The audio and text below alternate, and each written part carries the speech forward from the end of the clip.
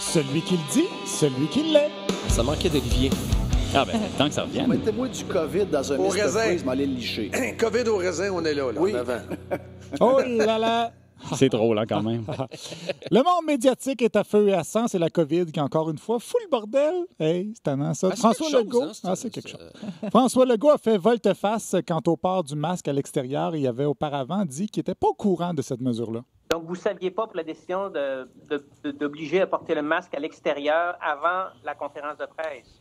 Bien, je n'étais pas au courant. Peut-être que ça m'avait été dit, mais je n'étais pas au courant. Alors, le premier ministre admet que ça lui a peut-être été dit pendant qu'il n'écoutait pas. Peut-être qu'il était en train de texter des chicks.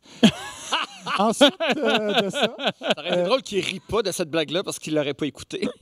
Ah, je suis tellement tanné là, de vous. Là. C'était une situation parfaite. Ensuite de ça, dans les écoles, ça va pas super bien non plus. Hein. Selon Simon-Jolin Barrette, c'est la faute des libéraux. Que le Parti libéral a laissé se décrypter, M. le Président, pendant des années.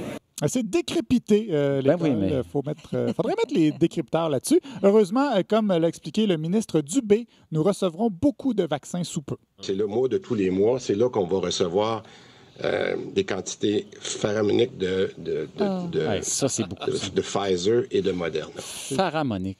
Faramineuse et pharaonique en même temps. Ça fait quand même beaucoup de vaccins. Et je vous rappelle en passant que les effets secondaires des vaccins sont négligeables.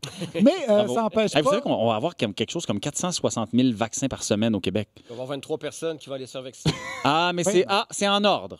Paul l'a dit hier, c'est en ordre. Moi, j'en peux plus des reportages où je vois des salles vides. Là. Ça me met, là... Ah non, je sais. Oui, mais arrêtez de regarder. Arrêtez de regarder. Ben voyons, arrêtez de regarder. Arrêtez de regarder. Encore hier soir, là, puis là, le journaliste monte son iPhone, il fait comme dans 5 minutes, je peux aller me faire vacciner. Absolument, mais il n'y a personne. Puis là, François Legault qui fait comme je suis assez content, ça va bien. Là. On est content, il y a bien du monde, ça va bien. Là. Hey, Par ça, Olivier. Le petit camion, le les porte-voix, allez vous faire vacciner. Avez-vous vu ça hier soir? Ben oui, j'ai vu ça, j'étais assez fâché. C'est un quartier où il y a Ben oui, je sais bien. multiethnique. Les gens, ils n'ont pas... Deux informations, faites vos recherches. Il faut leur parler allez-y. dans leur langue. Donc, oui, les gens en ont plein leur casse, comme vous, Jean-Sébastien. On l'a vu avec la petite émeute dans le Vieux-Montréal dimanche dernier, des manifestants qui se battaient pour leurs libertés individuelles, encouragés par le média d'extrême droite ontarien Rebel News. Mais dans le monde parallèle de Radio X et de Dominique Moret, c'était plutôt la gauche radicale qui était derrière ça. Qui ont brisé quelques vitrines de magasins, de restaurants, entre autres, qui en arrachent déjà, là. Capitaliste! Ils étaient dans le Vieux-Montréal, là. Est-ce qu'il y aurait des chroniques pour dénoncer l'extrême gauche violente? Ah. C'est l'extrême gauche anticapitaliste qui a fait ça, là. Jaggy Singh qui applaudissait ce qui s'est passé, là. Merci. Voilà. Ça n'a rien à voir avec le Purel. Là. C'est comme toutes les manifestations qu'il y a au Québec. Ça a été hijacké par les antifas. Oui, mais on disait, ils ont regardé ce qui se passait aux États-Unis. Oui, c'est le plagiat des États-Unis. Des gratteux de guitare qui ont le dos large, qui est quand même pratique pour traîner leur guitare. Cette semaine, Radio X a misé sur le fait que leurs fans n'iront pas vérifier leur dire pour dire tout simplement le contraire de ce qui se passe. Une manif organisée par l'extrême droite devient de gauche. Ensuite, le nombre de cas dans la région de Québec qui augmente, c'est à cause de l'indiscipline des Montréalais, nous explique Jeff Fillion.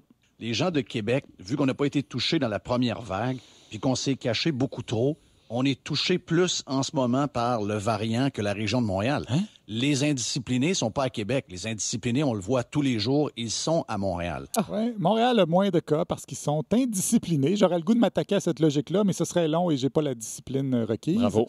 Autre affaire, Patrick Lagacé qui a dénoncé Radio X dans une chronique parce qu'ils encourageaient les complotistes. Ben, celui qui le dit, celui qui l'est. C'est une chronique de complotistes.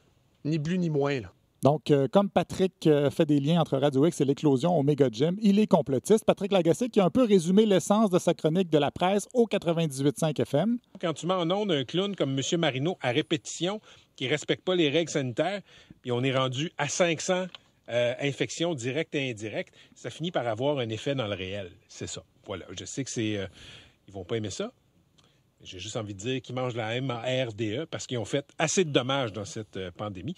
De la MARDE. Mon Dieu, c'est embêtant. C'est quoi? Qu'est-ce qu'il voulait dire? Une chance qu'il s'est retenu? Ben, c'est ça. C'est peut-être un langage codé pour que les complotistes analphabètes et dentés, comme il dit, comprennent pas. Mais Dominique Moret a mis ces attaques-là du 98.5 sur le dos des codes d'écoute de Paul Arcand de Cogeco. Ah. C'est l'antenne de Paul Arcand encore. J'en reviens pas. Ben oui. Je le respecte. Je comprends pas pourquoi ça en est rendu de même. Je sais que vous avez vu des graphiques qui ont perdu des parts de marché. C'est pas le fun. Je comprends tout ça. Mais je trouve ça triste. Je trouve ça triste de me regarder. C'est pas surprenant, c'est inscrit dans une guerre idéologique, tout ça, une guerre commerciale. Une guerre idéologique. Mon Dieu, c'est et dur de se commerciale. retenir. Oui, le rideau de fer est donc tombé entre ces deux puissances radiophoniques pour conquérir le marché des pubs de chars. Luc Ferrandez, lui, a écouté des entrevues de Dan Marino à Radio X et il estime que même que Dominique Moret l'a encouragé à aller plus loin dans sa désobéissance civile, même si c'est difficile d'établir un lien direct. C'est très dur à faire. Il y a eu dans le passé, des radios qui ont été reconnues coupables de la mort d'une personne en Californie suite à l'organisation d'un concours où il fallait que tu boives le plus d'eau possible pour gagner une console Wi-Fi. Les fameuses consoles Wi-Fi avec Mario Bros. J'espère que vous n'encouragez pas les gens à boire beaucoup d'eau dans votre balado Grand Écart, Jean-Philippe. Ça pourrait se revirer contre vous. Je pense que c'est effectivement très dur de faire un lien direct entre Radio X et les victimes de la COVID du gym. Et malgré qu'ils aient fortement dénoncé Radio X, Benoît Dutrisac et Mario Dumont à Cube Radio trouvent que ça pourrait ouvrir une boîte de Pandore si on en arrivait là. Est-ce qu'on peut tenir Radio-Canada responsable de tous les gestes des woke qui ont renversé les statuts, en tout cas? Ben, c'est ça. Il y en a pour au moins 4 000 piastres de peinture. Tu poses vraiment la bonne question, Benoît. Là. Oui, c'est la bonne question. Est-ce que M. Truc est responsable du déboulonnage de statuts à cause d'un banc d'essai sur les meilleures clés à molette?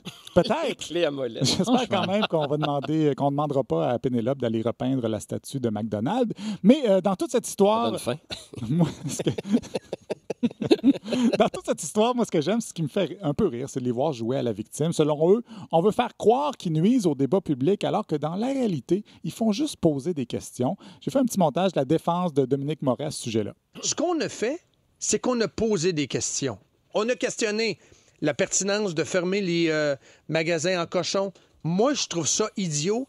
Les enfants avec les masques à 5-6 ans, moi, je trouvais ça idiot.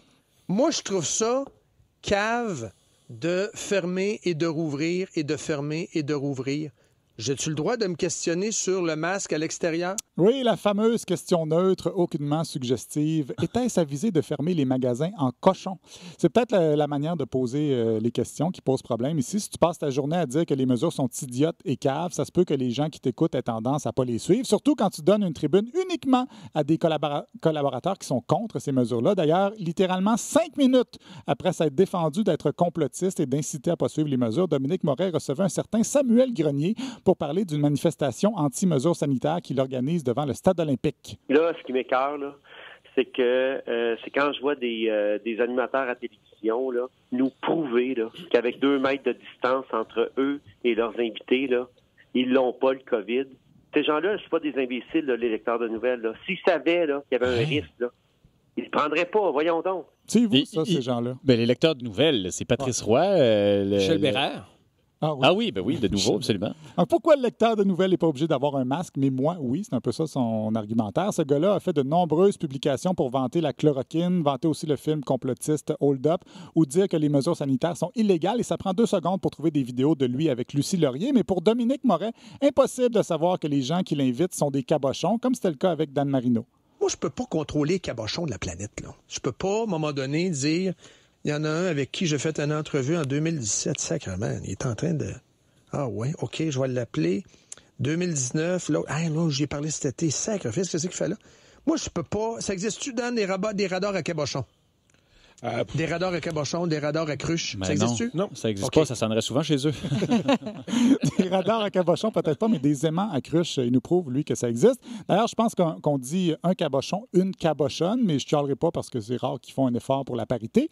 Je reviendrai pas sur toutes les traces de cabochonnage qu'a laissé Dan Marino un peu partout, mais ce que je peux conclure après toutes ces années à suivre Radio X, c'est que ce qu'ils font, c'est jamais dans le but de faire le bien. Je pense pas qu'ils se lèvent le matin et se disent « le monde serait meilleur si j'invitais un complotiste à mon émission aujourd'hui. » Ils se disent plutôt, en se levant, qui je pourrais inviter pour faire de la MARDE, pour faire du cash, ils deviennent des brasseurs de MARDE dans une de ces rares sorties publiques pour défendre les troupes contre ceux qu'il appelle les terroristes qui veulent nuire à sa station. Le directeur de Radio X a voulu minimiser la situation. On s'assume très bien. T'es malcommode, on est malcommode, on le sait.